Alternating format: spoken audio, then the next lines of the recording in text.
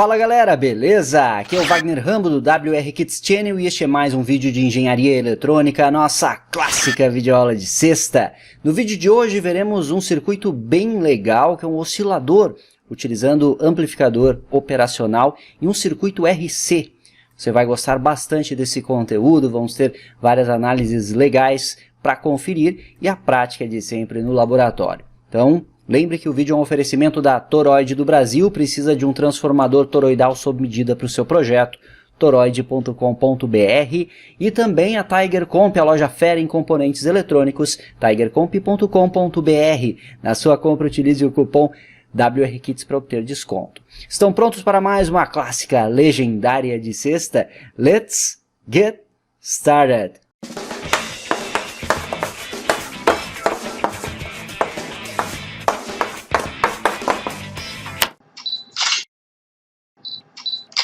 O circuito oscilador é esse, nós temos um TL071, mas pode ser qualquer amplificador operacional, pode ser um 741, eu vou utilizar na prática o LF356N, pode ser outro aí de sua preferência. Aqui no simulador eu botei o TL071.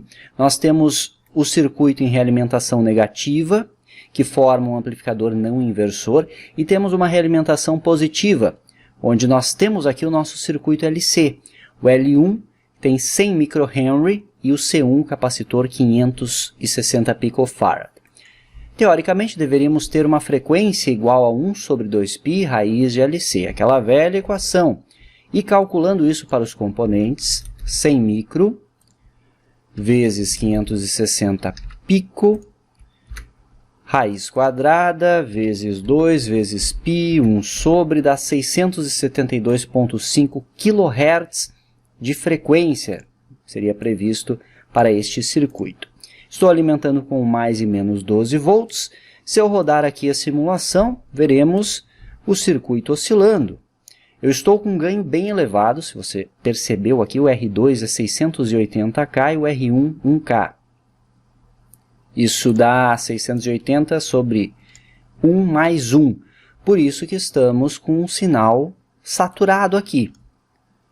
Mas é isso que eu quero, e inclusive na prática teremos esse resultado aqui. Só que o que eu quero chamar a atenção de você é que a frequência, podemos ver a FFT, para pegar a fundamental. Qual a frequência desse oscilador aqui, que eu estou medindo? Estou medindo 175 kHz. Veja que temos uma divergência em relação ao nosso cálculo. E o porquê disso está na matemática da coisa, e nós vamos ver um pouquinho de matemática desta topologia aqui para depois testarmos na prática. Como podemos ver, o circuito funciona, só que ele não corresponde exatamente ao nosso cálculo aqui, que deveria dar em torno de 670 kHz de frequência.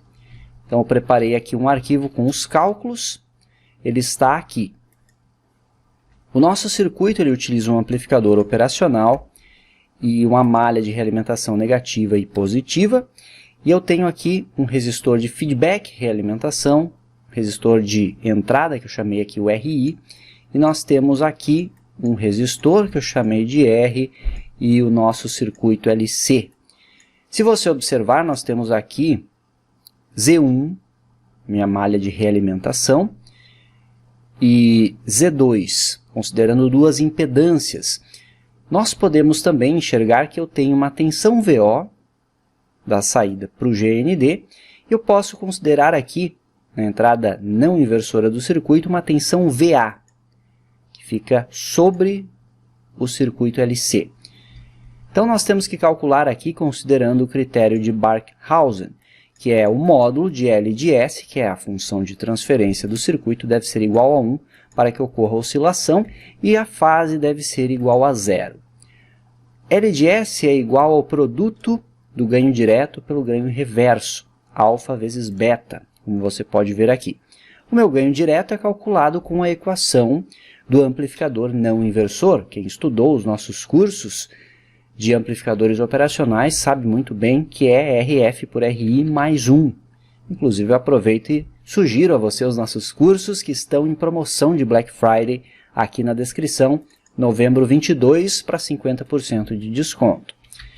Aí nós temos já o ganho direto. O ganho reverso, esse beta é um pouquinho mais complicado, mas eu posso analisar da seguinte forma.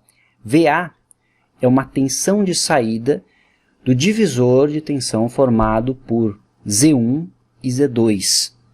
Divisor de tensão, nós sabemos qual é a equação. A equação do divisor é Z2 por Z2 mais Z1 vezes VO. E a tensão, nesse caso, VO, é a minha tensão de entrada do divisor. Lembram da equação? Quando eu utilizo dois resistores, por exemplo, tem uma tensão de entrada, tensão de saída do divisor, será exatamente essa equação, só que aqui estamos trabalhando com Z2, Z1, VO e VA. Meu VA seria a tensão de saída do divisor e o VO a tensão de entrada. Quando eu divido aqui ambos os lados por VO, eu obtenho a relação VA por VO, que na realidade é VA por VO, certo? Que é igual ao ganho reverso, VA por VO. Depois eu corrijo no arquivo que vai para você. Então, VA por VO é igual a Z2 por Z2 mais Z1. Preciso calcular esse Z2 e o Z1. O Z1 é muito simples. Z1 é o próprio R. Então, está pronto, não precisamos calcular. Mas Z2 é o paralelo de C com L. E como estamos considerando uma função de transferência, eu preciso fazer a transformada em frequência, então converter para o domínio da frequência complexa estes componentes. Sabemos que um capacitor é igual a 1 sobre a capacitância vezes a variável de Laplace S, e o L é L vezes S. Então nós temos aqui já a conversão. Z2, portanto, é o paralelo dos componentes no domínio da frequência complexa. S vezes L em paralelo com 1 sobre S vezes C. Um paralelo é o produto pela soma. Então, eu faço a multiplicação dividido pela soma dos componentes. Aqui eu faço o mínimo múltiplo comum desses dois termos, que resulta em SC. SC dividido por 1 vezes SL resulta em S ao quadrado vezes L vezes C. SC dividido por SC resulta em 1 vezes 1 dá 1. Aqui eu fiz a multiplicação, deu SL por SC.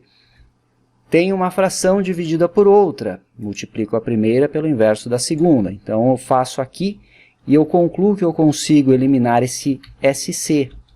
Resulta em 1 esse termo, posso eliminar. E por fim o meu Z2 é SL dividido por S ao quadrado vezes LC mais 1.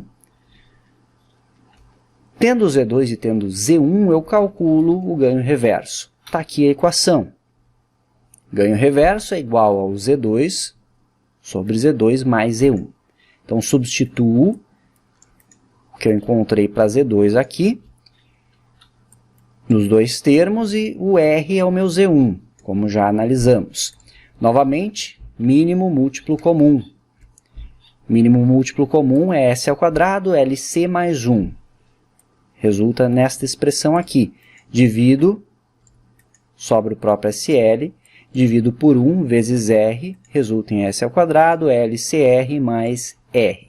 Novamente eu tenho uma divisão de frações, multiplico a primeira pelo inverso da segunda, consigo dividir estes termos aqui, que resulta em 1, e vai resultar em SL sobre S ao quadrado, LCR mais SL mais R.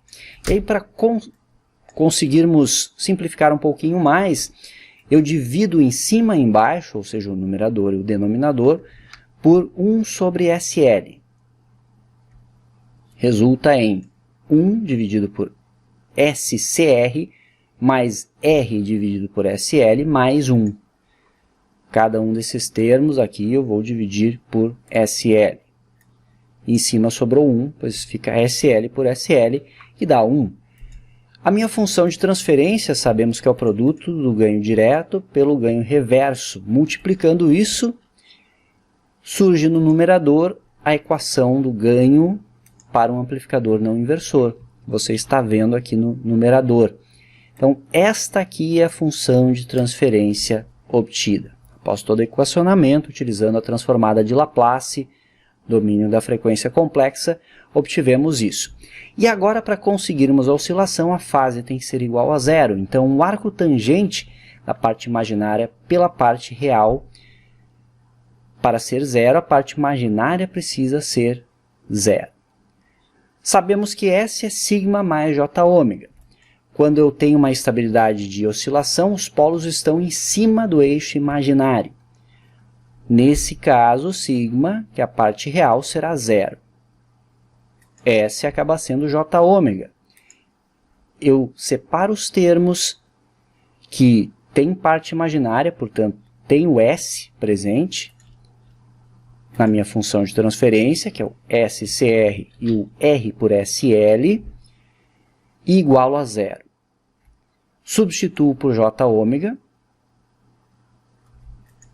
Aí eu posso multiplicar em cima e embaixo por J ômega L, para eliminar esse J ômega L de baixo, e vai resultar em J ao quadrado, ômega ao quadrado, LCR mais R. Isso tem que ser igual a zero. O J ao quadrado é o meu número complexo, que é raiz de menos 1. Como ele está ao quadrado, eu consigo eliminar a raiz quadrada e resulta em menos 1, multiplicando esse termo aqui. E antes disso, eu subtraí R de ambos os lados da equação. Por isso que resulta neste termo menos ômega ao quadrado LCR igual a menos R. Aí eu posso multiplicar ambos os lados por menos 1, dividir ambos os lados por LC, eu vou obter por LCR, na realidade, e eu vou obter 1 sobre LC, pois o R dividido por R resulta em 1. E agora nós temos a conclusão que, de fato, a equação que calcula a frequência é 1 sobre LC. 1 sobre raiz de LC, perdão, porque aqui eu vou tirar a raiz em ambos os lados e eu vou obter isso. E como eu estou em ômega, radianos por segundo, para converter para hertz, eu divido por 2π. Então, temos F igual a 1 sobre 2π raiz de LC. Então, pegando a função de transferência do circuito, conseguimos comprovar isso.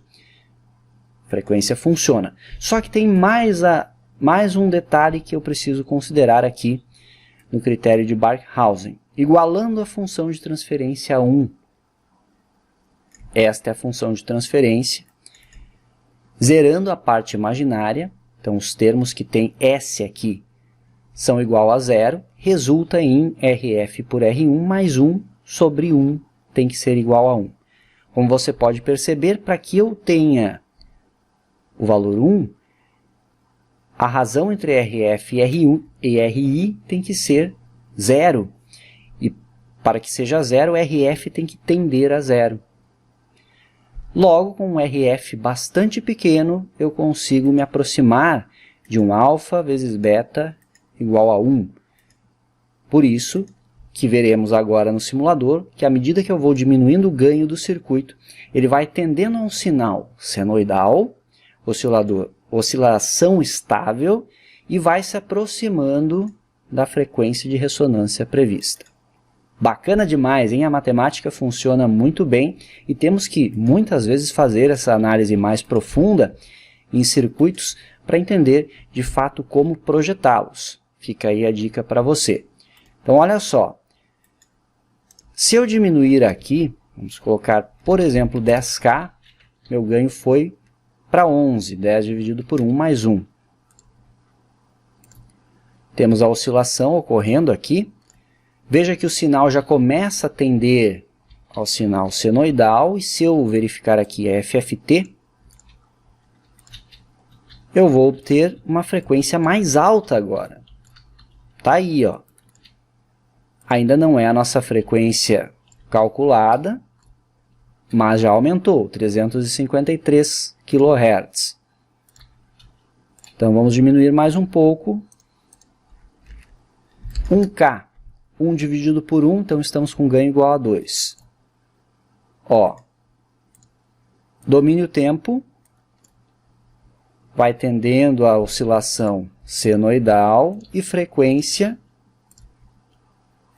aumentou mais um pouco. Está aqui a fundamental. 550 kHz. Bacana demais, né? Agora, se eu diminuir mais ainda, na realidade estamos tendendo a uma atenuação do meu sinal agora, mas vamos colocar aqui, por exemplo, uns 200 ohms. Meu sinal no domínio tempo é esse, tendendo cada vez mais a senoidal, e a frequência fundamental desse sinal aumentou mais um pouco, chegando agora a 615 mais ou menos, ó, 610 kHz.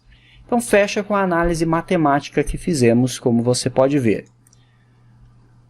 Mas o oscilador prático será esse de altíssimo ganho, para termos uma oscilação com esta característica aqui, uma frequência um pouco menor, uma frequência menor do que a calculada.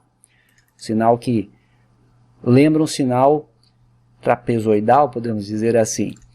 O circuito é esse, ó. Eu deixo também para você. Então vou utilizar o LF356N, um amplificador operacional com entradas baseadas em JFETs, mas você pode utilizar o 741 ou qualquer outro op-amp para fazer o teste prático do circuito.